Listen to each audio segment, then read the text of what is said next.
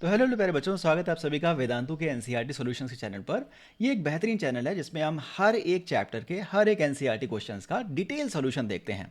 चलिए motion in a plane के इस तीसरे क्वेश्चन को पढ़ते हैं और इसे सॉल्व करने की कोशिश करते हैं। तो बच्चों, क्वेश्चन में क्या लिखा हुआ है कि pick out the only vector quantity in the following list. तो हमारे पास बहुत सारी फिजिकल क्वांटिटीज़ हैं और इनमें से हमें केवल वेक्टर क्वांटिटीज़ को फाइंड आउट करना है। तो कौन कौन सी क्वांटिटी वेक्टर होंगी?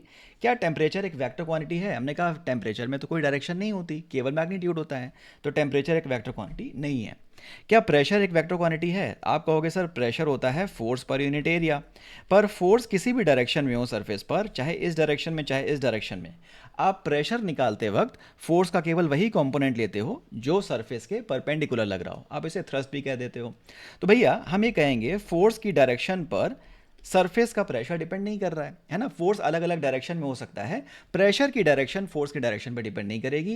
प्रेशर हमेशा सरफेस के परपेंडिकुलर होगा, ये कहना बेटर होगा।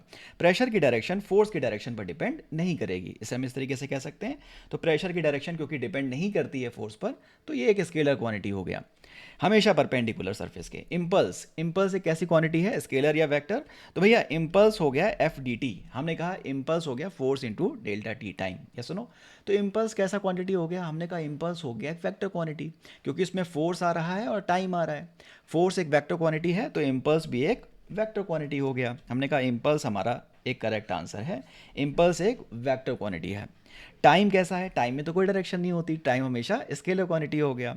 पावर क्या है? Power is rate of work done. Work क्या है? Scalar quantity. तो रेट ऑफ वर्क डन क्या हो गया? Scalar quantity. तो पावर क्या हो गया भैया? हमने कहा पावर भी स्केलर क्वांटिटी हो जाएगा। Total path length, total path length, length कैसा है? एक स्केलर क्वांटिटी है, तो टोटल पाथ लेंथ भी एक स्केलर क्वांटिटी हो जाएगा। एनर्जी, एनर्जी में भी कोई डायरेक्शन नहीं होती, एनर्जी भी एक स्केलर क्वांटिटी होती है, ठीक है। ग्रेविटेशनल पोटेंशियल, आपको पता है एक चीज़ होती है पोटेंशियल और एक चीज़ होती है फील्ड स्ट्रेंथ। आप आगे पढ़ेंगे आने वाले चैप्टर्स में कि जहाँ जहाँ पोटेंशियल आ रहा है, पोटेंशियल वर्क से रिलेटेड है। जैसे कि इलेक्ट्रिक फील्ड के केस में work done per unit charge के फॉर्म में पोटेंशियल कैलकुलेट किया जाता है। तो अगर पोटेंशियल वर्क से रिलेटेड है, वर्क एक स्केलर क्वांटिटी है, तो पोटेंशियल जहाँ जहाँ आएगा वो एक स्केलर क्वांटिटी ही कहा जाएगा, है ना। तो कोफिशिएंट ऑफ फ्रिक्शन के बारे में बात करें तो ये भी एक स्केलर क्वांटिटी है, एक नंबर है। और चार्ज, चार्ज भी एक स्केलर क्वांटिटी है, इसमें कोई डायरेक्शन नहीं होती। तो हमारी इकलौती स्केलर क्वांटिटी इसकी हो गई इम्पल्स, जो कि हमारा करेक्ट आंसर है, इम्पल्स। बच्चों, ये था आपका इस क्वेश्चन का आंसर। आशा करता हूँ आपको पूरी तरीके से समझ में आया होगा।